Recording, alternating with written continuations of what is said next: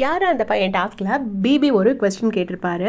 அதாவது கடைசியில் நிறைய எக்ஸ்ட்ரா சுவிட்ஸ் இருக்கும் எல்லோரும் பேசி முடிச்சதுக்கப்புறமா. அப்போ வந்து அதை வந்து வியானாவும் கமருதனும் 2 பேரும் சேர்ந்து வந்து எடுக்க வருவாங்க. அதில் என்ன போட்டிருக்கோன்னா, ஜெயிக்கிற குதிரையில் ட்ராவல் பண்ணுறது யார் அப்படின்னு. ஆக்சுவலாக இதுக்கு ஆன்சர் வந்து பார்வதியை தான் சொல்லியிருக்கணும். ஏன்னா அவங்க தான் வந்து திவாகர் கூடயே ட்ராவல் பண்ணுறாங்க. திவாகர் தான் ஜெயிக்கிற குதிரைன்னு வச்சுட்டு அவங்க கூடயே ட்ராவல் பண்ணுறாங்க. பட் இதுக்கு வந்து வியானா என்ன ஆன்சர் பண்ணுவாங்க அப்படின்னா, என்னை பொறுத்தவரையில் திவாகர் வந்து ஜெயிக்கிற குதிரை. ஸோ அவர் கூடயே ட்ராவல் பண்ணுறது யாருன்னா கானா வினோத். அவருக்கும் எனக்கும் எந்த பர்சனல் கிரட்ஜும் கிடையாது.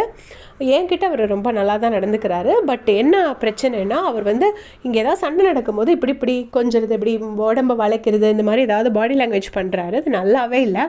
அதனால எனக்கு அவர் தான் நான் சொல்கிறேன் அப்படின்னு சொல்லி வியானா சொல்கிறாங்க. அதுக்கப்புறமா என்ன சொல்கிறாங்கன்னா, எஃப்ஜே, கனி, சபரி இவங்க 3 பேரும் சேர்ந்து ஒன்றா ட்ராவல் பண்ணுறாங்கங்கிற மாதிரி 2 ரீசன் சொல்லியிருப்பாங்க. சொல்லிவிட்டு அதுக்கு பார்வதி திவாகரெல்லாம் பயங்கர கிளாப்ஸு. அதுக்கப்புறம் சண்டை வருது. அப்போ வந்து திவாகர் வந்து கானா வினோத்தை பார்த்துட்டு கேட்குறாரு, உனக்கு வந்து ஐக்யூ இருக்கா? ஐக்யூனா என்னன்னு தெரியுமா? ஐக்யூக்கு ஸ்பெல்லிங் தெரியுமா? அப்படி இப்படின்னு கேட்குறாரு.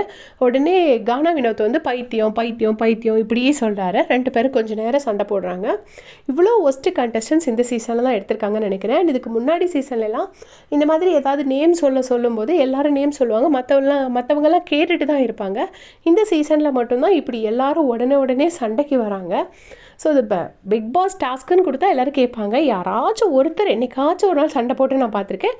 இங்கே எப்படின்னா எப்பயுமே எல்லோரும் சண்டை தான். அதுலேயுமே எல்லா கொஸ்டினுக்குமே பார்வதியும் திவாகரும் ஆன்சர் வர மாதிரி தான் கொஸ்டின்ஸே பிக் பாஸ் செட் பண்ணியிருந்தாரு. சபரிக்கு மட்டும் 1 நிமிஷம் அப்படின்னு வந்துச்சு. ஸோ அதை வந்து சபரி வந்து அது நான் தான் சொல்லிட்டு அவரே சிரிக்கிறாரு. சிரிச்சுட்டு 1 நிமிஷம்னு சொல்லி ஒன்றையுமே பேச விட மாட்டான், அது யார் அப்படிங்கும்போது பார்வதியும் திவாகரையும் அவர் சொல்கிறார். அவங்க 2 பேர்கிட்டையும் ஒரு ஆர்குமெண்ட்டில் என்னால் பேச முடிஞ்சதே கிடையாது அப்படின்னு சொல்லிட்டு சபரி சொல்கிறாரு.